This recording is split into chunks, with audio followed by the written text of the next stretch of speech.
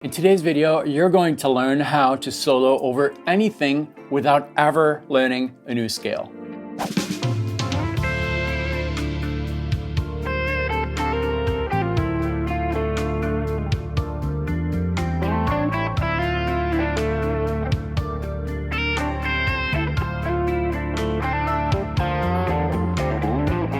Hello, this is David. Welcome to the channel, which is all about helping you develop your musical personality so that you can tell a better musical story. Today, we're going to stop the pattern that a lot of us are on, where we learn a scale, a position, maybe a few licks, and then just try that on a backing track or in a jam band or whatever it is. It works, but let's be honest, it's very automatic because you're just regurgitating those licks that you know will work, and there's something missing, and that's that personal touch, that personal expression. Most importantly, you're not really feeling engaged with the musical experience that is going on. So we're going to use a backing track today, this one right here. It's made of 3 simple chords. You can download this backing track and a few others with the charts. There's a link below. It'll take you to a sign-up page. Sign up once and you get access to all the downloads on the channel. 3 chords here. We have a D minor chord,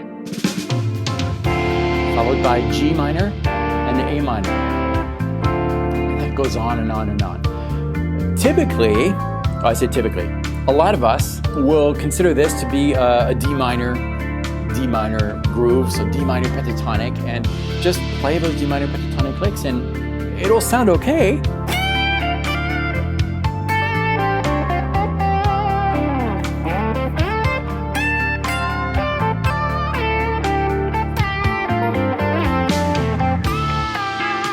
But there is a problem, and that problem is that you feel disconnected. You might not know it, but after watching this lesson, you will know exactly what I mean. You might feel a little bit disconnected with the story that is being told, the story that is being told between the backing track or the musicians you're playing with and yourself. Because really, your fingers are just kind of like doing the work, and you're listening to what's going on, but you're not really participating. Your fingers are just doing the work, and your mind is really disconnected and just having the back seat and listening and trusting and knowing that it'll work. It sounds cool, but there's nothing really super connected. So we're going to look at these chords first. We have 3 chords here. The first one is D minor, and I could play a D minor in multiple areas of the fretboard. I'm going to try to avoid the open strings just because I want to work on this in a way that I can move it around so that I can apply it to other backing tracks like the ones that are included in this free download. So I'm not going to use the open position here, but there's a lot of other D minor positions that I could use. I could use this one, or this one, or this one. There's a lot. I'm going to choose this one right here, which has the root on the 5th string, 5th fret. That's my D, and it's the bar version right here. That's my D minor, and then I have a G minor. So I'm going to try to find a G minor that is close to this area of the fretboard. Well, I have one right here.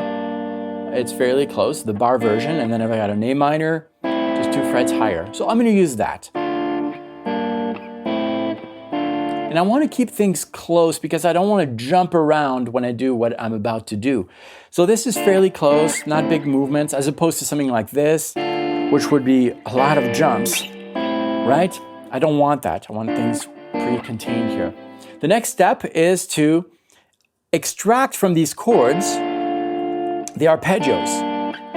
Now, I don't need to do the arpeggios in order of note appearance, like root, minor 3rd, 5th, minor 7th. That can be a little complex if you're not used to that. Just look at the chord shapes. Here's my first chord shape right here. So starting on the 5th string, I have frets 5, 7, 7, 6, 5. I'm going to visualize that. And then on the next chord, I have this right here, 3, 5, 5, 3, 3, 3. I'm just looking at the chord shape and the chord shape. Then we're simply going to limit our improvisation, our theme development to the notes of the chord shapes we're looking at. Let's give that a try. So for D minor, maybe I'll just pick a few notes of this chord.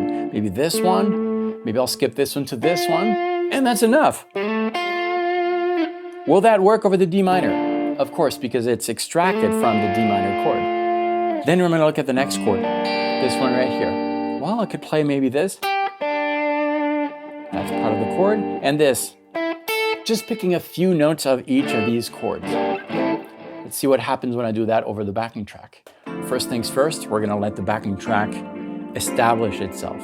I never play a note as soon as the backing track comes. That's not giving the listener an opportunity to understand what's going on. But now the drums are gonna come in and I'm gonna play a few notes from D minor first. In G minor.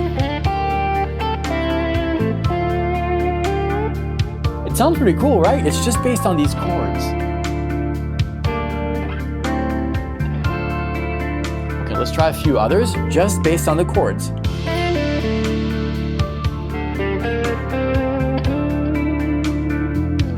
Great, well, let's try something else. Instead of using these chord shapes in that area of the fretboard, we're gonna move that D minor all the way up here to the 10th fret. And then we have G minor just below, right here. And then 2 frets higher for the A minor.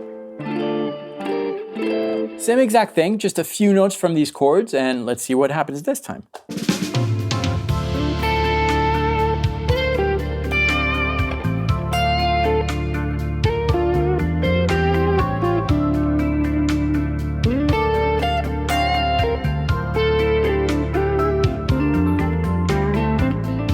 It sounds better, in my opinion. It sounds like I'm more in control and I'm really aware of what these guys are saying there. These guys meaning, you know, the keys, the bass, the drums, and all that. And I'm really communicating with them and they are listening to what I'm doing. Well, not really, it's a backing track, but it sounds a lot more engaged. Of course, I can still use all the automatic type of playing. And I referred to this before with a story of 2 cups. I don't know if you've seen that video. That was a few years back. But imagine that you have 2 cups, a red cup and a blue cup. The red cup is all the licks, the techniques, the automatic type of playing that you've acquired. And a lot of us are really red cup players.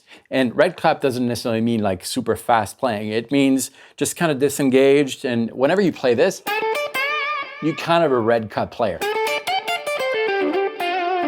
Maybe you're not a red cup player, but you're operating in that red cup. And that's fine. It gives an opportunity to your brain to kind of rest, knowing that what you're playing is going to work. And you're just kind of sitting back and taking a mental break, trusting the process. Well, if you only operate in that zone, all your solos are going to kind of sound the same. And that's where the blue cup comes into the picture. The blue cup is the engaged process. You're aware of the chords. You are maybe playing a little bit slower because your brain really has to be engaged in the process, and that's what we just did. And that blue cup is very draining mentally, but technically pretty easy because you're slowing things down.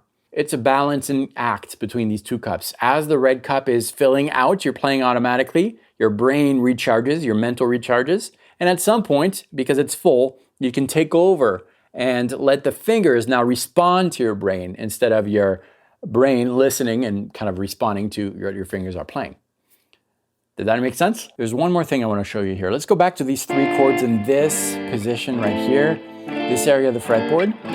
When I'm taking this chord and imagining a blank, empty fretboard and mapping out this chord on the fretboard, and then I'll do the same thing with this chord on top of my D minor. So now we have 2 superimposed chords, and then my A minor, 3 superimposed chords.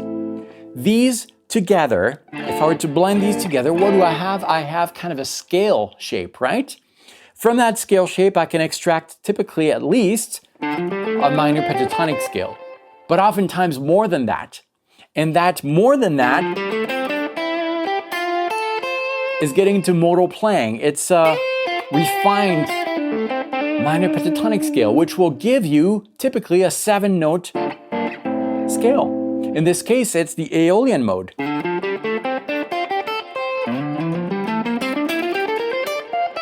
From which you can extract your minor pentatonic scale. And that was born from just superimposing these chords. It starts with the chord. I didn't have to necessarily memorize the Aeolian mode to know that. I'm just looking at the chords, superimposing them on top of each other, and typically a 7-note scale will be brought out of that. You don't need to memorize the position if you know where the chords are. And that's I think, one of the best kept secret of improvisation, looking at the chords first. Not only that, but this will also allow you to improvise over complex chord progressions because you no longer have to analyze these chords and ask yourself which mode is going to be used here, which key, and sometimes keys. It really simplifies everything, especially when you're dealing with modulation, two different stories going on within the same story, alternating, storylines. Just follow the chords. So how do you practice that stuff? Well, the best way is to first not use a backing track. Just take a chord progression you're familiar with, maybe a blues in G, for example, 3 chords, G7, C7, and D7. And try to come up with a theme, a solo, I think more thematic, simple notes following these chords. Now these chords, again, you need to find chords that are kind of close to each other because that's going to make your theme, your melodic development a lot more coherent instead of, jumping around like that. You want things that are kind of contained. Let's give that a try. We'll play a G7 here in this position with a root on the 3rd fret. And then just one string under, we have the C7, and then the D7 right here. Everything is very contained, narrow position, same area of the fretboard, instead of, doing something like this where I'm jumping around. I don't want to jump around because my theme is going to suffer if I do that, playing notes here. And then something like that. I don't want that. I want everything contained in the same area of the fretboard. And then I'm going to try to develop a theme. Let's see if you can hear the chords without hearing the chords.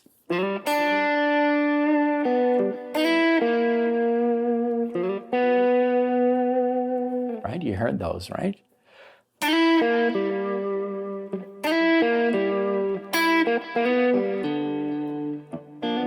Here's the D7.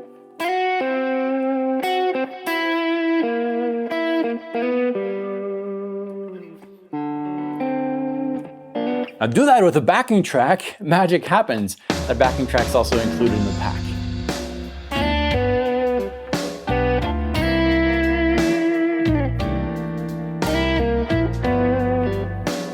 Very coherent, right? You can still use pentatonic stuff.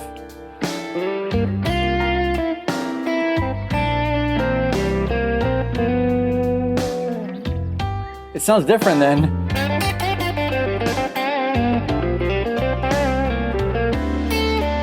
I'm suggesting the chords.